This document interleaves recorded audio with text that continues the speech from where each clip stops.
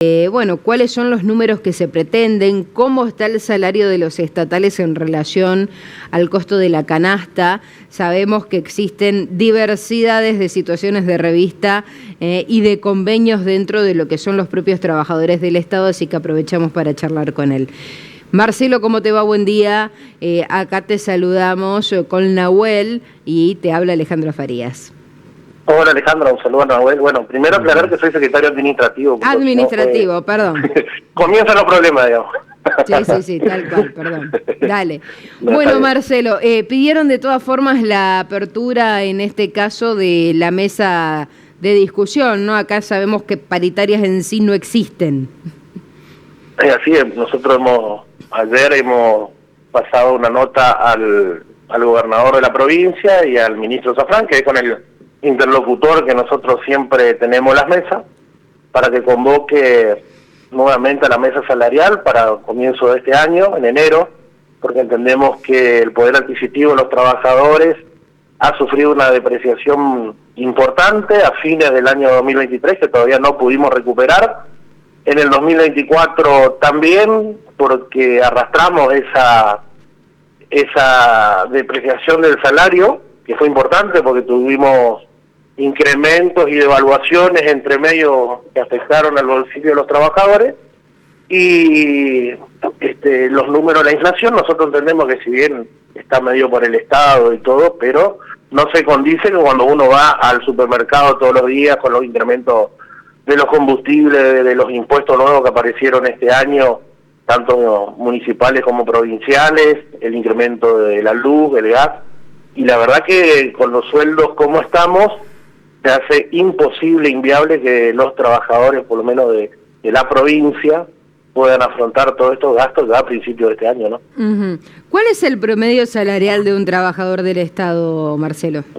Mira, nosotros trabajando arduamente desde nuestro sindicato pudimos lograr establecer un piso salarial porque antes la disparidad era muy grande, ¿no es cierto? Hoy el piso salarial del que recién ingresa sin ningún tipo adicional está en 654.256 pesos. Ese es el piso. Obviamente que en cada organismo existen distintos tipos adicionales, componentes que se van agregando al sueldo, que eleva el sueldo un poco más, ese monto, ¿no es cierto? Entonces, sí, para un organismo donde no tiene ningún tipo adicional, que son prácticamente poquitos, o una persona que recién ingresa, el piso salarial está en 654.000 pesos. Bien. Ahora, ayer, según los datos del INDEC y la inflación que dio a conocer, una familia necesita alrededor de 1.024.000 y monedas de pesos para dejar de ser pobre.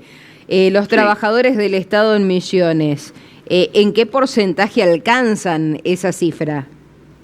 Mira, como tú te había dicho ayer por medio de un mensaje, ¿no? Nosotros tenemos trabajadores que están cercanos a ese piso y hay compañeros que pasan ese piso tranquila y holgadamente, depende del organismo y depende de los adicionales.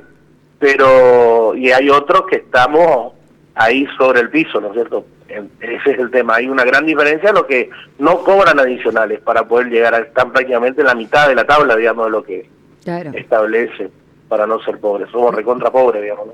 La administración central que quizás siempre es la más vapuleada, digamos, ¿no? Sí. Lo que pasa es que al tener tantos ministerios y distintas realidades salariales, es complicado establecer un criterio, ¿viste? Porque cuando se habla de suma fija, se perjudica a los que más cobran. Claro. Y cuando se habla en porcentaje, incremento de porcentaje, se perjudica a los que menos cobran. Exacto. Entonces nosotros por eso veníamos trabajando en una modalidad de suma fija y porcentaje para no perjudicar a los que más cobran, que sabemos que son los que tienen más espalda, digamos, para aguantar esta situación que estamos viviendo, pero también tienen derecho de tener incrementos salariales acordes. Y tratar de levantar ese piso salarial lo más que se pueda y que se aproxime a la canasta, y lo estábamos logrando. Lo que pasa que desde el 2023, octubre de 2023, a cuando tuvimos la mesa en el 2024, ahí fue cuando se vio ese desfasaje de salario que no pudimos recuperar, porque si no hoy estaríamos prácticamente, si hubieran dado los aumentos que nosotros veníamos solicitando, hubiéramos estado prácticamente hoy en el piso, en el umbral ¿no es cierto?, que hoy arrojan los números.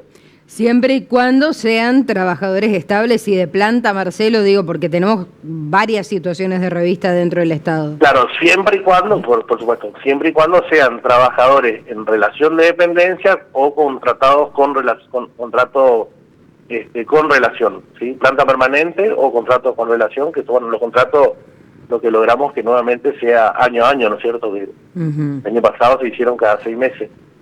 Pero bueno, este gobierno tiene la particularidad de, es como un camaleón, ¿viste? A medida, depende de quién gobierna a nivel nacional, se van camuflando y se van pareciendo a las políticas nacionales que se vienen aplicando.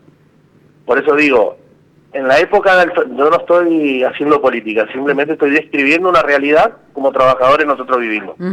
Cuando el gobierno nacional anterior decía ningún trabajador va a perder contra la inflación, nosotros tuvimos incrementos que superaron a la inflación.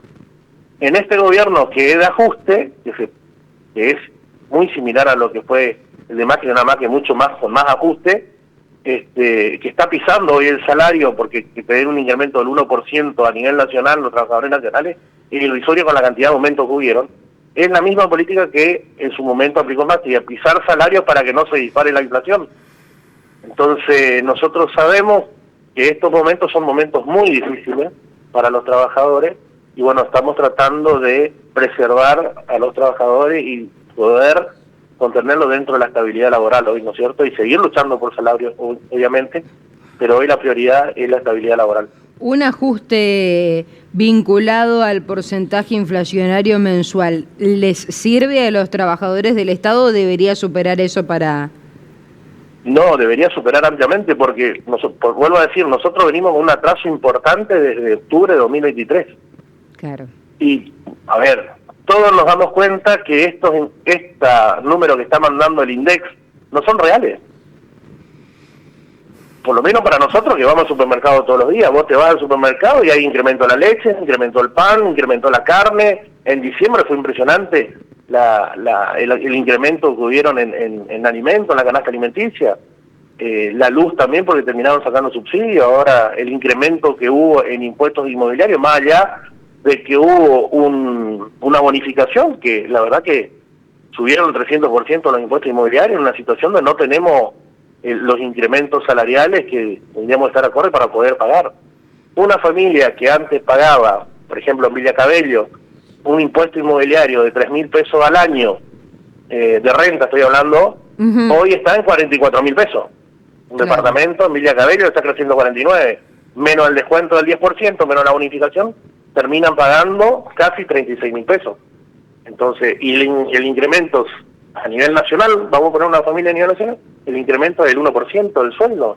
Entonces no hay, que sería más o menos 10.000 pesos. Entonces entonces esas cosas que están pisando los salarios para que no se dispare la inflación, que en realidad la inflación está disparada porque los aumentos de combustible que tuvimos en todo el transcurso del año pasado y este año ya que comenzó con incremento, eso no se está viendo reflejado o no están siendo tomados para mí en cuenta en las mediciones en el INDEC, digamos. ¿Qué porcentaje desfasados están aproximadamente, Marcelo, de octubre del 2023 a esta parte? Y nosotros por lo menos 3 sueldos. Así el que menos cobra, Claro. O sea, más del... 3 pisos, sí. Más del 50%. Sí. Básicamente. Y esto lo que más perjudica es a los sectores más vulnerables, aquellos que están en situación de becados, como le llaman algunos, y a el sector de los jubilados ni hablemos.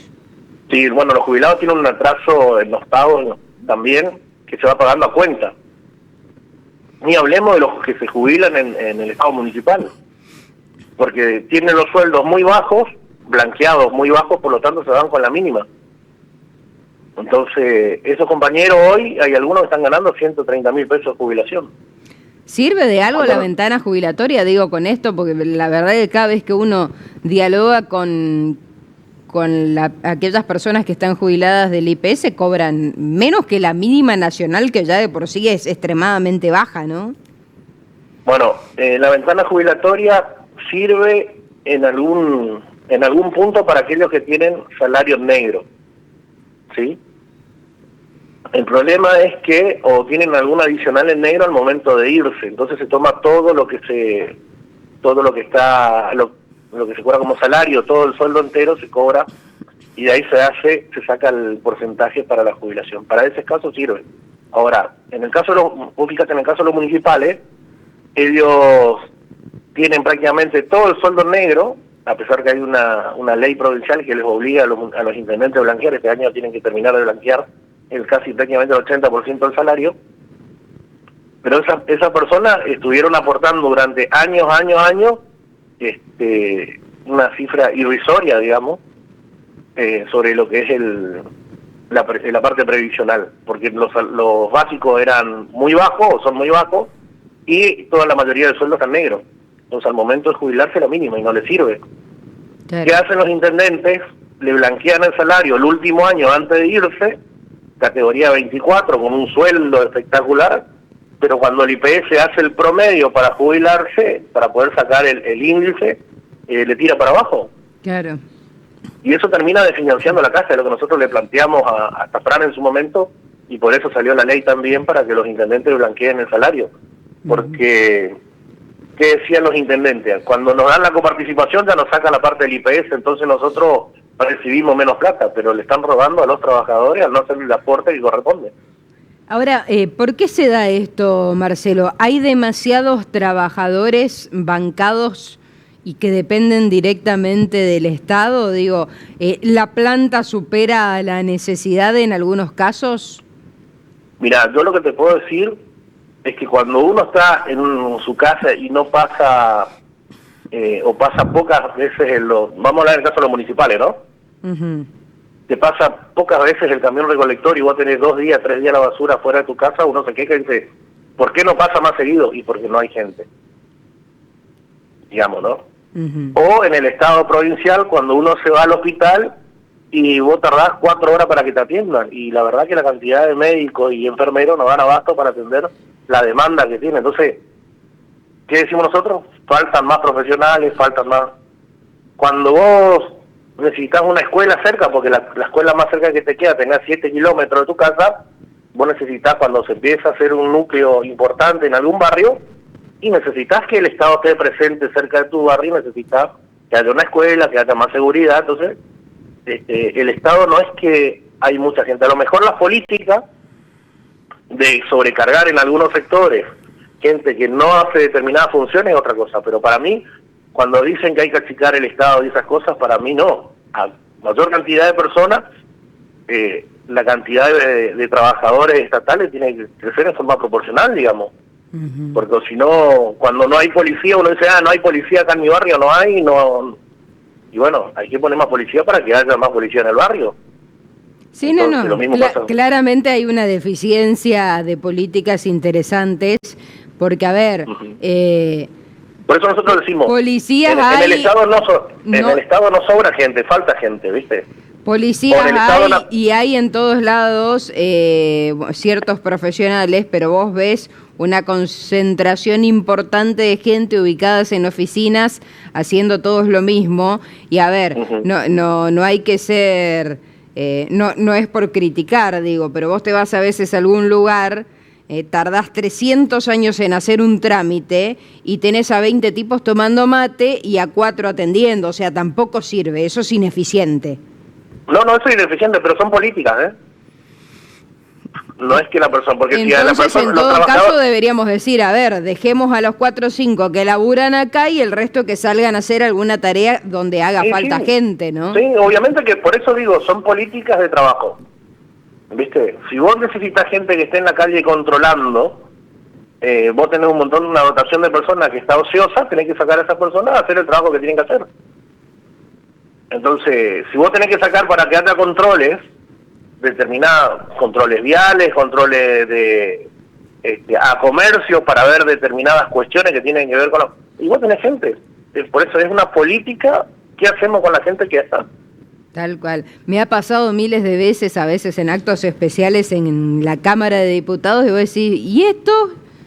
Uh-huh. ¿Desde cuándo habían tantos trabajadores? Y había sido que eran un montón, y no te los cruzabas nunca, ¿no? Pero bueno, amén de esto, ¿más o menos se van con algún número para pedirle a Azafrán, Marcelo, o van a esperar las propuestas del propio gobierno? Nosotros generalmente siempre vamos con propuestas, ¿viste?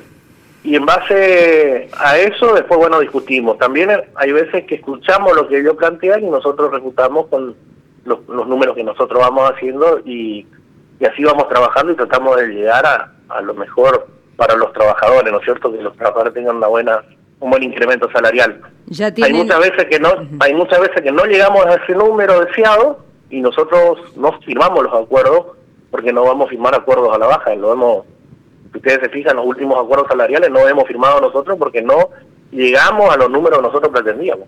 Claro. Lo planteamos, subimos. Allá hay otros sindicatos que por ahí cuando nosotros hacemos los planteos firman los acuerdos y nosotros decimos que no vamos a firmar porque no es lo que nosotros estamos pretendiendo, o por lo menos tratar de llegar, y no firmamos. ¿Ya tienen, Marcelo, algún número en mente? Mira, el equipo se está juntando y estamos viendo, analizando los distintos, porque viste que antes está en la mesa salarial de discusión docente. Bueno, ahora hubieron algunos números que tiraron, pero a costo cero, digamos, ¿no? Se le incorporaron algunos ítems que tienen que ver con el tema del combustible, se le dio un incremento de combustible, pasaje y algunas cosas que pasaron al básico, pero bueno, esos son a costo cero, lo del básico. Pero bueno, en salud también se está viendo, pero en mesas técnicas que tienen que ver con otras cuestiones, y nosotros estamos estudiando para ir a sentarnos con lo que tiene que ver con salud, administración central, bueno, y los docentes, con otros números, ¿no? El equipo técnico que nosotros tenemos en ATE está trabajando en eso. Muy bien, muchísimas gracias. No, por favor, hasta luego.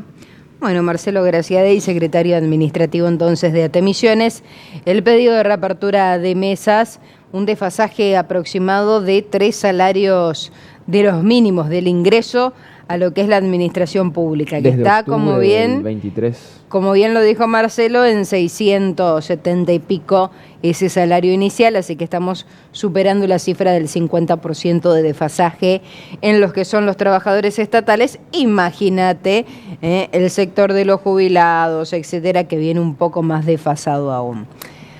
Retomo, Nahuel, con la cuestión... ¿Funcionó ahora, sí? Si nos quieren enviar mensajes, tengan paciencia porque está cargando mensajes desde el lunes. Todos los mensajes que se trabaron, así que va a estar lenta la cosa. Pero calculo que dentro de 15 o 20 minutos ya pueden enviar mensajes con normalidad y va a funcionar. Sí, porque aparte cuando hablamos de cuestiones vinculadas a la economía, todos tenemos algo para contar de la realidad que nos toca vivir lamentablemente. Pero bueno, volvemos al punto inicial. Inflación 2,7% en el mes de diciembre, 117,8% interanual. Bajó varios puntos, podríamos decir, respecto a lo que ha sido la inflación de entre el 2020